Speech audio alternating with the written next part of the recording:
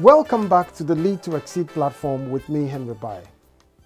In this episode, I'm starting with a three-part series on enterprise leadership.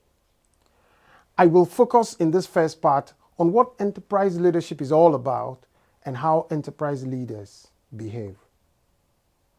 The CEB Creating Enterprise Leaders report indicated that 68% of leaders are effective individual leaders.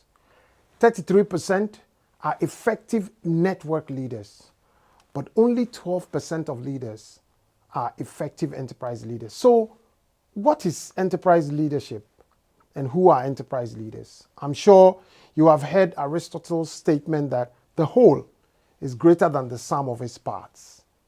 This is one of the thoughts that underpins the subject of enterprise leadership. I have read many definitions of enterprise leaders. My own description of enterprise leaders is that they are leaders who understand the overall vision and goals of the organization and place that above the vision and goals of their own units or divisions in all their decision making. You see, every organization is set up to deliver on an overall strategy.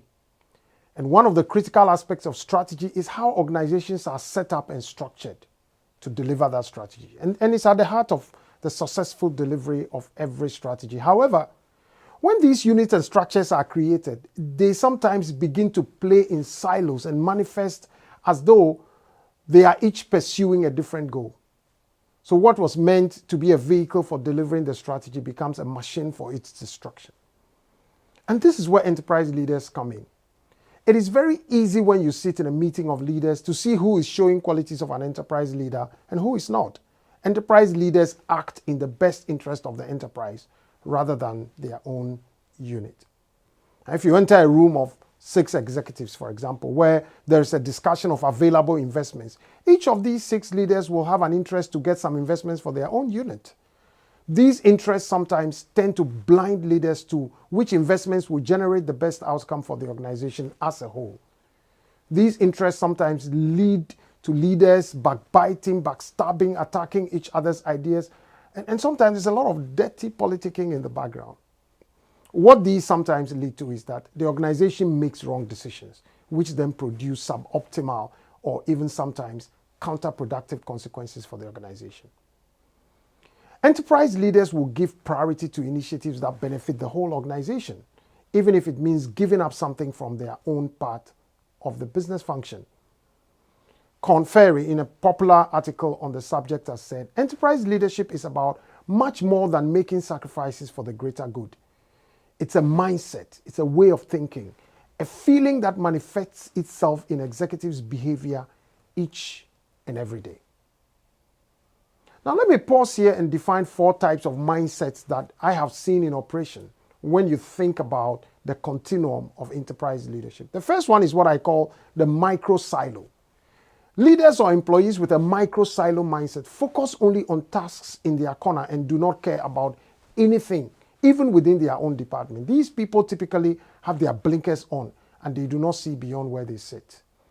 The second mindset is the silo mindset. People with a silo mindset play and collaborate as members of a team or as long as it has to do with their departments or unit. These individuals are very protective of the interest of their units and will not care much about the success of other units within the same organization. In fact, sometimes they gloat in the failure of other units. The third is the collaboration mindset.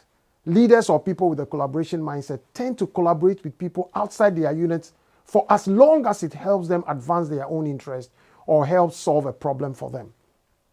The fourth and the most impactful mindset, of course, is the enterprise leadership mindset, which is the subject of this chart. Let me share with you 5 of the many ways enterprise leaders behave. First of all, they take ownership in the entire organization. They look at all issues, not only in terms of their impact on their unit, but on the entire organization. They speak up when wrong decisions are about to be made, whether it concerns their unit or not, and they identify risk and take action to help mitigate it, irrespective of where it occurs. They ask probing questions to understand in order to decide rather than tearing down others' ideas.